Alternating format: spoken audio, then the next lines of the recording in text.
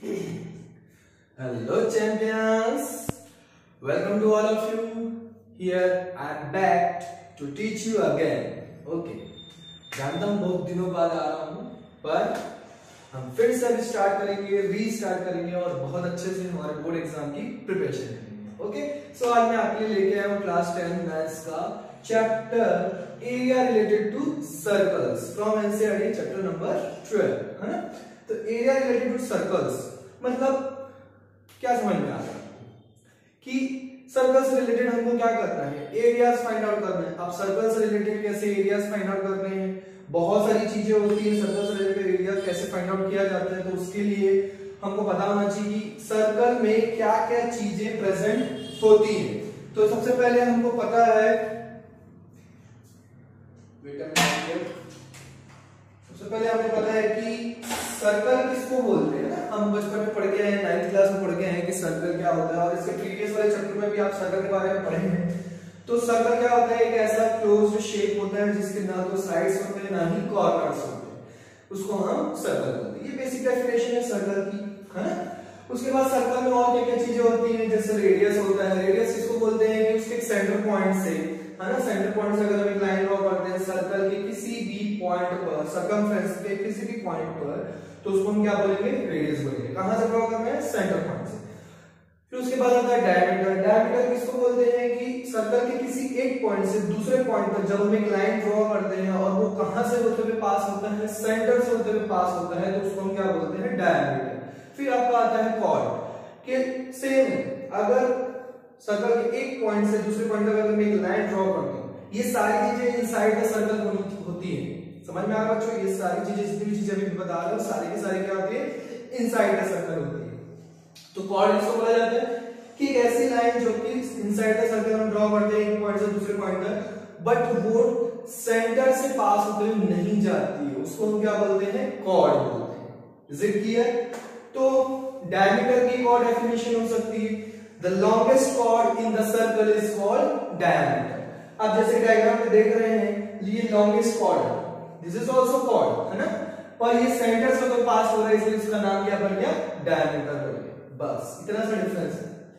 तो जैसे कि दिख रहा है हमको कि यहां से यहां तक रेडियस है, तो उसका जस्ट डबल क्या है आपका डायमीटर. तो डायमीटर का फॉर्मूला क्या हो जाएगा, ट्वाइस ऑफ रेडियस. क्लियर है. Longest chord is called diameter. Diameter की भी डेफिनेशन हो सकती है. ओके, उसके बाद आपका इस क्लास मतलब क्लास 10 में आपने प्रीवियस चैप्टर में पढ़ा है, सर्कल चैप्टर में, टेंजेंट क्या होता है. टेंजेंट एक ऐसी लाइन होती है बट आउटसाइड द सर्कल होती है, इनसाइड द सर्कल नहीं होती है. आउटसाइड द सर्कल होती है जो कि क्या करती है, सर्कल को किसी एक पॉइंट से टच करते हुए जाती है या इंटरसेक्ट करते हुए जाती है, पर सिंगल पॉइंट. कितने पॉइंट पे, सिंगल पॉइंट पे टच करते हुए या इंटरसेक्ट करते हुए जाएगी, तो उसको हम क्या बोलेंगे, टेंजेंट बोलेंगे. अब इसी में अगर मैं आपको बोल दूं कि सर, आपका क्वेश्चन ये जनरेट होता है कि सर एक पॉइंट पे टच करते या इंटरसेक्ट करते जा रही है तो उसको टेंजेंट बोल रहे हैं. मान लो अगर दो पॉइंट पे इंटरसेक्ट कर रहे हैं तो ये ऐसे इंटरसेक्ट करते जा रहे हैं लाइन, तो इसको क्या बोलेंगे सर, तो इसको बोलते हैं सीकेंट. क्या बोलते हैं, सीकेंट बोलते हैं. इसे क्लियर. तो अगर सिंगल पॉइंट पे टच करते हुए जा रही है तो टेंजेंट, और टू पॉइंट्स पर इंटरसेक्ट करते हुए बाहर की तरफ जा रही है तो सीकेंट बोलते हैं. और अगर इनसाइड द सर्कल है तो chord. Through centre diameter. Is it clear. उसके बाद आपने 9th क्लास में एक थ्योरम पढ़ा है कि ये जो टेंजेंट हम ड्रॉ करते हैं, शायद इसी साल पढ़ेगा क्लास 10th में, प्रीवियस चैप्टर में आपने पढ़ा है कि ये जो टेंजेंट ड्रॉ करते हैं, उस टेंजेंट को मैं जब भी रेडियस से टच करवाता हूं या रेडियस से क्या करता हूं, मतलब एक रेडियस ड्रॉ करता हूं जो कि टेंजेंट पे ड्रॉप होती है, तो वो हमेशा परपेंडिकुलरली ड्रॉप होती है. तो ये एक थ्योरम है. और 9th क्लास में एक थ्योरम पढ़े हैं हम कि सर्कल में एक कॉर्ड बना हुआ है, तो जब भी हम रेडियस ड्रॉ करते हैं, मतलब सेंटर से एक लाइन ड्रॉ करते हैं टुवर्ड्स कॉर्ड, तो वो हमेशा इसको क्या करता है, परपेंडिकुलरली बाइसेक्ट करता है कॉर्ड को. समझ में आया. वैसे यहाँ पे ये जो टेंजेंट है, यहाँ पे बाइसेक्ट नहीं बोलेंगे, यहाँ पे क्या बोलेंगे, ये परपेंडिकुलरली उस पर ड्रॉप होता है. तो रेडियस और टेंजेंट के बीच का एंगल हमेशा 90 डिग्री होता है. ये क्लियर होगा. ओके, उसके बाद आपका इस चैप्टर का सिनेरियो क्या है, ये तो प्रीवियस चैप्टर या प्रीवियस क्लासेस में पढ़ के आई इतनी सारी चीजें है ना। इस चैप्टर का सिनेरियो क्या है कि इस चैप्टर में आपको पढ़ना है सेक्टर एंड सेगमेंट, है ना। तो सेक्टर किसको बोलते हैं, सेक्टर करने के लिए आपको क्या करना है, दो रेडियस ड्रॉ कर देना है। तो उन दोनों रेडियस के बीच का जो एरिया कहलाएगा that is called sector. Clear है, इन दोनों रेडियस के बीच का जो एरिया कहलाएगा उसको हम क्या बोलेंगे, सेक्टर बोलेंगे। समझ में आ रहा है, नींद तो नहीं आ रही है, उठिए उठिए जल्दी उठिए, चाय पीजिए, है ना। तो ये सेक्टर हो गया। अब इस सेक्टर का हमको क्या करना है, अच्छा अभी इन दोनों रेडियस के बीच का सेक्टर देखो छोटा सा दिख रहा है, छोटा सा एरिया, इसलिए इसको क्या बोलेंगे हम, माइनर सेक्टर बोलेंगे। और इसके ऊपर ये भी तो सेक्टर कहलाएगा क्योंकि ये भी दोनों रेडियस के बीच का है, पर ये बड़ा एरिया है इसलिए क्या बोलेंगे इसको, मेजर सेक्टर। इजी है। तो एरिया ऑफ सेक्टर का फॉर्मूला आपको याद रखना है। एरिया ऑफ सर्कल का फॉर्मूला क्या होता है, पाई आर स्क्वायर, वो तो बचपन से याद है आपको। बस उसको थीटा बाय 360 से इनटू कर दीजिए, एरिया ऑफ सेक्टर आ जाएगा। क्लियर है, पाई आर स्क्वायर सर्कल का एरिया होता है, उसको इनटू कर देना किससे, थीटा बाय 360 से। सिमिलरली सर्कमफ्रेंस का फॉर्मूला क्या होता है, सर्कमफ्रेंस ऑफ सर्कल का 2 पाई आर, तो उसको थीटा बाय 360 से इनटू कर दीजिए, तो इस सेक्टर का सर्कमफ्रेंस मिल जाएगा। क्लियर है। अब ये हमको सेक्टर का एरिया और पेरिमीटर का फॉर्मूला हो गया, समझ में आया। कुछ नहीं करना है बच्चों, आपको सर्कल का एरिया याद है, फटाफट से निकाल लीजिए, pi r square pi r square pi r square, बस इनटू थीटा बाय 360 कर दीजिए। अब ये थीटा क्या है sir, theta is the angle, trigonometry पढ़ा ना, थीटा हम किसको रिप्रेजेंट करते हैं, एंगल को रिप्रेजेंट करते हैं। तो वो एंगल किसके किसके बीच का है सर, तो ये दोनों जो रेडियस बन रहे हैं, है ना, ये जो सेक्टर बना रहा है, दो चीजें बोल सकते हैं, या तो एंगल बिटवीन टू रेडियस बोल सकते हैं, या फिर हम बोल सकते हैं angle made by sector at the centre. ये सेकंड पॉइंट जो है वो क्वेश्चंस में आपको बहुत ज्यादातर देखने को मिलेगा, angle made by sector at the centre. ठीक है, तो यहाँ पे थीटा हो गया। अब ये जितना एंगल बनेगा वो थीटा होगा, वहां इस फॉर्मूले में पुट करना है, सॉल्व करना है। जैसे कि आपको एक क्वेश्चन दिया हुआ है, इस क्वेश्चन में आपको एक सर्कल दिया हुआ है, उस क्वेश्चन में बोलो, हाँ सबसे पहली बात आपको क्या होना चाहिए, आपको फिगर ड्रॉ करना आना चाहिए कि क्वेश्चन में क्या क्या बोल रहा है, आपको फिगर ड्रॉ करना चाहिए। चलिए अभी आप जैसे प्रैक्टिस कर रहे हैं, है ना, जैसे आप एनसीईआरटी क्वेश्चंस बना रहे हैं, आरडी शर्मा क्वेश्चंस बना रहे हैं, उसमें मान लीजिए आपको क्वेश्चन भी दिया हुआ है और साथ में फिगर भी दे दिया हुआ है, तो आप उस फिगर को मत देखिए, आप क्या कीजिए, क्वेश्चन को रीड करके, एक एक लाइन को रीड करके फिगर को ड्रॉ करने की प्रैक्टिस कीजिए, क्योंकि जरूरी नहीं है कि एग्जाम में आपको फिगर गिवन होगा, this is not mandatory. Is it clear? तो प्रैक्टिस रहेगी, हैबिट रहेगी, तो आपसे क्वेश्चन बनेगा, और जब तक फिगर नहीं बनाओगे बच्चों तब तक आपसे क्वेश्चन भी ड्रॉ, मतलब क्वेश्चन भी सॉल्व होने वाला नहीं है, तो फिगर बनाना जरूरी है। ठीक है, तो जैसे कि आपको मैं क्वेश्चन देता हूं कि एक सर्कल है जिसका रेडियस है 4 सेंटीमीटर, है ना, और उसका जो सेक्टर है वो सेंटर पे कितना एंगल बना रहा है, 30 डिग्री का एंगल बना रहा है, तो बताइए उस सेक्टर का एरिया कितना होगा। As well as you have to find out the area of major sector, ये भी बोल दिया आपको क्वेश्चन। तो अब आप क्या करोगे, सबसे पहले एक सर्कल बनाओगे 4 सेंटीमीटर का। अब हमको पता है सेक्टर बनाने के लिए हम क्या करते हैं, सेक्टर बनाने के लिए हमको 2 रेडियस चाहिए, तो 2 रेडियस ऐसे ड्रॉ कर दिया। अब उसके बीच का जो एरिया हो गया वो सेक्टर हो गया, माइनर हो गया, उसके ऊपर वाला मेजर हो गया, बन गया फिगर। अब उसमें आपको बोला है कि सेंटर पे कितना एंगल डिग्री बना रहा है, कितना डिग्री एंगल बना रहा है, 30 डिग्री, 30 डिग्री ड्रॉ कर दीजिए। कितना सिंपल है, इजी है कि नहीं? ठीक है, तो यहाँ पे ये हमारा फिगर हो गया रेडी। अब हमको पूछ रहा है area of minor sector as well as major sector, दोनों का हमको एरिया फाइंड आउट करना है। पहले माइनर सेक्टर का निकालिए, क्योंकि हमको फॉर्मूला पता है, एरिया ऑफ सर्कल का फॉर्मूला बताइए, pi r square pi r square pi r square, उसको किससे इनटू कर देंगे, थीटा बाय 360 से इनटू कर देंगे, तो theta by 360 into pi r square कर दीजिए। थीटा की वैल्यू कितनी है, 30 डिग्री, यहां पुट कर दीजिए, 30 अपॉन 360, 0 0 कैंसिल आउट, 3 12 जा 36, 4 1 जा 4 3 जा 12, r की वैल्यू 4 थी इसलिए r स्क्वायर 4 into 4, तो ये हमको मल्टीप्लाई करने पर देखिए 0.21 आया, जिसको अप्रॉक्सीमेट आंसर कितना आया 4.1 सेंटीमीटर स्क्वायर, ये अप्रॉक्स आंसर। ठीक है, अब मेजर सेक्टर का निकालना है, तो मेजर सेक्टर का सर कैसे निकालेंगे, उसके लिए तो कोई फॉर्मूला नहीं है, हमको तो माइनर सेक्टर का फॉर्मूला पता है, यही फॉर्मूला मेजर सेक्टर में मत लगा देना बच्चों, डोंट डू दैट, नहीं करना। क्यों? क्योंकि इसका फिर आपको ये एंगल ये फाइंड आउट करना पड़ेगा। 360 माइनस 30 है ना, तो कितना हो जाएगा 330। तो यहाँ पे 330 पुट करके सॉल्व करना पड़ेगा अगर यही फॉर्मूला आपको अप्लाई करना है तो। अदरवाइज एक छोटा सा ट्रिक बता देता हूँ आपको, बहुत ही इजी है। आपने माइनर सेक्टर का एरिया निकाल लिया है, ये पूरा एरिया किसके बराबर है? पाई आर स्क्वायर के बराबर, एक सर्कल के एरिया के बराबर। तो एरिया ऑफ सर्कल क्या होता है? पाई आर स्क्वायर। उसमें से माइनस कर दो किसका? सेक्टर का एरिया। उसमें से क्या कर दो आप? सेक्टर का एरिया माइनस कर दीजिए, तो आपको मिल जाएगा पाई आर स्क्वायर। उसके किसका एरिया मिल जाएगा? मेजर सेक्टर का मिल जाएगा। तो पाई की वैल्यू 22/7, आर की वैल्यू 4 है, तो 4 × 4 माइनस सेक्टर, माइनस सेक्टर का कितना आया था? 88/21। तो यहाँ पे मैंने 88/21 पुट कर दिया। यहाँ पे दिख रहा है मुझे 22 × 4 88 मिल रहा है, और यहाँ पे भी 88 है। दोनों में से मैंने 88 कॉमन ले लिया, इन दोनों का एलसीएम ले लिया। 7 और 21 का एलसीएम 21 होता है। 7 3 जा 21, तो 3 4 जा कितना हो जाएगा? 12 हो जाएगा, और इधर बचेगा 1। 12 माइनस 1 कितना हो जाएगा? 11। इसको सॉल्व करेंगे तो अप्रॉक्स आपका आंसर मिल जाएगा 46.1 सेंटीमीटर स्क्वायर। समझ में आया बच्चों? इजी है, चलिए होप सो इजी लग रहा होगा। अब आपको एक क्वेश्चन दे दूं, आपको एक फिगर दिया हुआ है, ये फिगर दिया हुआ है ना। अब इसमें आपको क्या करना है? फाइंड आउट करना है एरिया ऑफ सेगमेंट, है ना। एरिया ऑफ सेगमेंट का फाइंड आउट करना है, मतलब ये सेगमेंट ही हो गया। कॉर्ड है नहीं, कॉर्ड से जो एरिया सर्कल को डिवाइड करता है उसको सेगमेंट बोलते हैं। सर्कल को जो दो पार्ट में डिवाइड करता है कॉर्ड, उसको सेगमेंट बोलते हैं। और अगर रेडियस डिवाइड करते हैं सर्कल को दो पार्ट में तो उसको सेक्टर बोलते हैं। ऐसे करके याद रखना है आपको। तो ये सेगमेंट आपका ए बाय बी का एरिया फाइंड आउट करना है। इसका रेडियस 21 सेंटीमीटर, इसका रेडियस 20 सेंटीमीटर। अब ये जो सेक्टर है, ये सेक्टर पे कितना एंगल बना रहा है? 120 डिग्री। तो फटाफट से ये आपको फिगर दिया हुआ है, area of A by B find out कीजिए। वीडियो को पॉज कीजिए और ट्राई कीजिए बच्चों। You can do it, okay? So let's start. I'm waiting for your answer. फटाफट से कमेंट कीजिए जिससे इसका जल्दी आंसर आ जाएगा। Let's try बच्चों। जब तक ट्राई नहीं करोगे तब तक सीखोगे नहीं, है ना। वो तो आपसे नहीं बनेगा, तो मैं तो आपको जरूर बता दूंगा, है ना।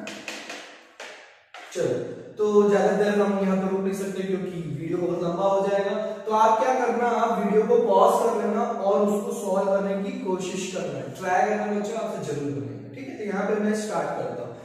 मैं आपसे ये होप करता हूँ कि आप क्या कर रहे हो, वीडियो को पॉज करके आपने सबसे पहले क्वेश्चन को ट्राई किया, बन गया तो अच्छी बात है, नहीं बना तो भी अच्छी बात है, यहाँ पे मैं बताऊंगा, ठीक है। तो जिन बच्चों से बन गया है सी है ना, कि आपका आंसर सही आ रहा है कि रॉन्ग आ रहा है, एक बार क्रॉस चेक कर लीजिए। और जिन बच्चों से नहीं बना वो तो फुल्ली कंसंट्रेशन से यहाँ पे ध्यान दीजिए बोर्ड की तरफ, ठीक है। तो हमको area of A by B find out करना है। तो सबसे पहले हमको देखो सेक्टर मिल रहा है ए बाय बी ओ, ये एक सेक्टर है ना। क्या लिख सकते हो? Sector A O B Y A, ये सेक्टर है हमारा। इसका एरिया हमको पता है, सेगमेंट का एरिया का फॉर्मूला तो हमको नहीं पता है। हमको किसका पता है? सेक्टर का। तो हम सबसे पहले सेक्टर का फॉर्मूला लगा देते हैं, theta by 360 into pi r square. Theta की वैल्यू कितनी है? 120, यहां पे पुट कर दिए। पाई की वैल्यू 22/7 हो गया, और आर की वैल्यू 21 है, तो 21 इनटू 21 कर दिए। अब उसके बाद देखो ये 0 0 कैंसिल आउट, 12 1 जा 12 3 जा 36, 3 1 जा 3 7 जा 21, 7 7 cancel out. You have now 22 into 21. So multiply by 22. 22 multiply by 21 is the answer is 462. कैसे आया? 21 2 जा 42, 2 4 कैरी, 21 2 जा 42, 42 plus 4 46, 462 सेंटीमीटर स्क्वायर आपका आंसर। यहाँ तक क्लियर है बच्चों? ये अभी किसका आया है? सेक्टर का आया है। और उस सेक्टर के अंदर एक ट्रायंगल बन रहा है बच्चों, जिसका एरिया हमको नहीं चाहिए, है ना। तो उस एरिया को हमको क्या करना पड़ेगा? वहां से पास अवे करना पड़ेगा, है ना। तो पास अवे करना मतलब वहां से माइनस करना पड़ेगा। तो उसका एरिया निकालने के लिए हमने साइड में डायग्राम बनाया है उसका ट्रायंगल का। तो आप ध्यान से देखें तो आपको कौन सा ट्रायंगल दिख रहा है? फटाफट से कमेंट करके बताइए। This is an isosceles triangle, है ना। आइसोसेलेस किसको बोलते हैं? जिसके दो साइड्स इक्वल होते हैं। तो यहाँ पे दो साइड्स इक्वल है, 21 21 बिकॉज ऑफ रेडियस, है ना। तो अब एरिया ऑफ ट्रायंगल का फॉर्मूला क्या होता है? Half into base into height. अब यहाँ पे कहानी क्या आ गया, आप बेस को ले लोगे, चलो ये सबसे बड़ा दिख रहा है, मैं इसको बेस ले लेता हूँ, पर हाइट किसको लोगे? तीनों में से कोई भी, तीनों साइड में से कोई भी आपकी हाइट नहीं हो सकती, क्योंकि हाइट मतलब होता है एक ऐसा साइड जो कि परपेंडिकुलर होना चाहिए, है ना। तो हमने क्या करना है, हमने यहाँ से एक परपेंडिकुलर लाइन ड्रॉ करनी है जो कि इस साइड में क्या होगा, परपेंडिकुलर होगा। तो आइसोसेलेस ट्रायंगल में जब भी हम टॉप वर्टेक्स से एक लाइन ड्रॉ करते हैं परपेंडिकुलरली, तो वो क्या करता है, थर्ड साइड को बाइसेक्ट कर देता है। कैसे? जब भी आप आइसोसेलेस ट्रायंगल से, आपको दो चीजें याद होनी चाहिए, सबसे पहले हाइट याद होना चाहिए किसको बोलते हैं, और मीडियन किसको बोलते हैं। तो मीडियन जब भी हम ड्रॉ करते हैं, है ना, किसी एक वर्टेक्स से ट्रायंगल में, तो वो क्या करता है, थर्ड साइड को मिड पॉइंट पे टच करता है, दैट इज कॉल्ड मीडियन। और हाइट क्या है कि परपेंडिकुलर लाइन होनी चाहिए, बात खत्म। वो मिड पॉइंट पे टच करे ना करे उससे कोई मतलब नहीं, परपेंडिकुलर होना चाहिए, और मीडियन के लिए मिड पॉइंट पे टच करना चाहिए। तो आप अपनी कॉपी में ट्राई कीजिए, एक आइसोसेलेस ट्रायंगल ड्रॉ करिए और उसमें एक लाइन ड्रॉ करिए, ठीक है, और मीडियन ड्रॉ करिए और हाइट दोनों ड्रॉ करिए, तो आप देखेंगे कि दोनों सेम ही मिलेंगे आपको इस केस में। यू कैन ट्राई इट, ठीक है। तो ये हाइट भी यही है और मीडियन भी यही है, तो जब मीडियन यही है तो ऑब्वियस बात ये क्या करेगा, इसको मिड पॉइंट पे टच करेगा, है ना। तो मिड पॉइंट पे टच करेगा मतलब इसको बाइसेक्ट करेगा। तो मतलब अगर मैं इसकी वैल्यू y एज्यूम कर लूं तो इसकी वैल्यू भी क्या हो जाएगी y, और हाइट की वैल्यू मैं क्या कर लेता हूं, x एज्यूम कर लेता हूं। उसके बाद एक ट्रायंगल दिख रहा है आपको AOM, है ना। तो उसमें मैं फार्मूला अप्लाई करना, ट्रिग्नोमेट्री में आ जाते हैं। तो फार्मूला देखो यहाँ पे 60 डिग्री है, तो अच्छा दूसरी बात, जो वर्टेक्स से आप लाइन ड्रॉ कर रहे हो तो उस एंगल को भी वो क्या करेगा, बाइसेक्ट करेगा बच्चों, ठीक है। अगर बाइसेक्ट कैसे करेगा वो जानना है तो आप क्या करो, इन दोनों ट्रायंगल, अब इस ट्रायंगल के अंदर दो ट्रायंगल बन रहे हैं, उन दोनों को कॉन्क्रीट प्रूफ कर दो, आपको पता चल जाएगा, ठीक है। तो cos 60 डिग्री की का फार्मूला क्या होता है, cos का फार्मूला ट्रिग्नोमेट्री फार्मूला अगर नहीं आता है बच्चों तो आप मेरे जाके ट्रिग्नोमेट्री की वीडियो चेक कर सकते हैं, प्लेलिस्ट में जाके आपको वहां पे बहुत अच्छे से एक्सप्लेन किया गया है और बहुत अच्छे से आपको लर्न करवाया है, तो आप देख सकते हैं जाके, है ना। तो cos 60 का फार्मूला क्या होता है, बेस अपॉन हाइट होता है, इज इक्वल टू बेस कितना है, अब इस ट्रायंगल की बात कर रहे हैं ना AOM की, 60 डिग्री के रिस्पेक्ट में बेस कौन है, x, तो x लिख दिया, और हाइपोटेन्यूज कौन है, रेडियस 21, तो 21 लिख दिया। cos 60 की वैल्यू कितनी होती है, 1/2 इज इक्वल टू x/21, 21 को ट्रांसपोज करो, so x is equal to 21/2 centimetre. तो आपको किस क्या मिल गया, ट्रायंगल की हाइट मिल गई। अब बात होती है बेस की, ये हम क्लियर दिख रही है, जब ये हाइट का ऑब्वियस बात है यही बेस लेना पड़ेगा, है कि? तो ये बेस लेना पड़ेगा, मतलब y की वैल्यू फाइंड आउट हो जाए तो 2y कर देंगे जस्ट। चलिए तो y की वैल्यू फाइंड आउट करेंगे, मैं sin 60 ले लेता हूं, क्योंकि sin 60 इज इक्वल टू क्या होता है, परपेंडिकुलर अपॉन हाइपोटेन्यूज। तो मुझे दिख रहा है कि इसके रिस्पेक्ट में परपेंडिकुलर है, इसकी वैल्यू फाइंड आउट करना है और हाइपोटेन्यूज गिवन है, तो ऑब्वियस बात है sin ही लूंगा। यहां पे क्वेश्चन को बच्चों का जनरेट होता है कि सर sin और cos ही क्यों लिए, तो वो इसके रिस्पेक्ट में ये बेस है, तो बेस और हाइपोटेन्यूज गिवन है, तो इसलिए cos वाला फार्मूला लगाएंगे बच्चों, क्योंकि हमको बेस फाइंड आउट करना था। अब हमको क्या फाइंड आउट करना है, इसके रिस्पेक्ट में ये परपेंडिकुलर है, तो परपेंडिकुलर और हाइपोटेन्यूज गिवन है, तो ये रिलेशन हमको sin में मिलता है, इसलिए sin का फार्मूला समझ में है कि sin का क्यों लगा और cos का क्यों लगा। ये क्वेश्चन बच्चों का जनरेट होता है कि सर ये फॉर्मूला हम क्यों लगा रहे हैं, ठीक है। तो sin 60 is equal to perpendicular और हाइपोटेन्यूज, परपेंडिकुलर क्या है y, हाइपोटेन्यूज क्या है 21, y/21, sin 60 की वैल्यू कितनी होती है √3/2 इज इक्वल टू y/21, 21 को उधर ट्रांसपोज कीजिए तो y की वैल्यू कितनी होगी 21 √3/2। अब हमको 2y, बेस क्या है हमारा 2y है, तो 2 से इसको इंटू कर दो, तो यहाँ पे देखो हाफ इंटू बेस कितना हो गया 2 इंटू 21 √3/2 पुट किया मैंने, इंटू हाइट कितनी है 21/2, तो ये 2 विल बी कैंसल आउट और बाकी को मल्टीप्लाई कर दो, 21 into 21 कितना होता है 441 √3 और ये 2 2 जा 4। क्लियर है बच्चों, समझ में आ रहा है, क्लियर हो रहा है? क्या हमारा आंसर आ गया, नहीं आया अभी तक हमारा आंसर। अब हमको क्या करना है, अब हमको सेगमेंट का एरिया निकालना है, area of segment A by B, ये देखिए यहां पे सॉल्व किया है, तो उसको काल्कुलेट में सेक्टर में से, ये पूरा सेक्टर है, सेक्टर में से ट्रायंगल का एरिया अगर माइनस कर देता तो मुझे किसका मिल जाएगा, सेगमेंट का मिल जाएगा। तो सेक्टर का कितना है 462 और ट्रायंगल कितना है 441 √3/4, तो यहां पुट कर दिया, इसको मैंने डिवाइड कर दिया, जैसे कहां से आया था, जैसे 462 किसको सॉल्व करने पे आया था 22 into 21, देखो कैलकुलेशन इजी करने का जो पैटर्न है वो आपको खुद को ढूंढना पड़ेगा। There is no shortcut for it. आपको दिमाग लगाना पड़ेगा कि मैं कैसे कर दूं मुझे तुरंत आंसर मिल जाए, मेरा टाइम ज्यादा वेस्ट ना हो। एक ही क्वेश्चन के पीछे बच्चों आप 10-15 मिनट वेस्ट कर देंगे तो बाकी क्वेश्चन कब सॉल्व करेंगे। तो वो आपको चॉइस करना पड़ेगा कि आप कौन सा स्टेप फॉलो करोगे कि मेरा आंसर जल्दी आए। तो मेरे को ये इजी लगा तो मैंने ये कर दिया। अब इन दोनों में से देखो ये 22 into 21 से आया, ये 21 into 21 से आया, इन दोनों में से 21 कॉमन निकल गया। इसके नीचे 1 है, 1 और 4 का एलसीएम 4 होता है ना। 20 इधर क्या बच गया 22, 4 इधर का मल्टीप्लाई हो जाएगा तो कितना हो जाएगा 88 और इधर -21/3, ये 4 इधर का डिनोमिनेटर का, यही आपका आंसर है, final answer. This is the area of circle. तो कितने बच्चों का ये आंसर आया है फटाफट से कमेंट करके बताइए। रेज योर हैंड, कमेंट में आप हाथ ऊपर करेंगे और बताएंगे कि आपका आंसर ये आया है कि नहीं आया है। ओके बच्चों, तो यहाँ पे आपका सिनेरियो मैंने क्लियर कर दिया कि इस चैप्टर में आपको करना क्या है और क्वेश्चंस बनाने कैसे। तो होप आपको समझ में आया होगा। आप एनसीईआरटी को सबसे पहले आप एनसीईआरटी बुक उठाइए, वहां से क्वेश्चन सॉल्व करिए। अगर क्वेश्चन सॉल्व होते हैं और कोई डाउट निकलते हैं you can comment in my comment box. Okay, so bye bye, take care, see you in the next time.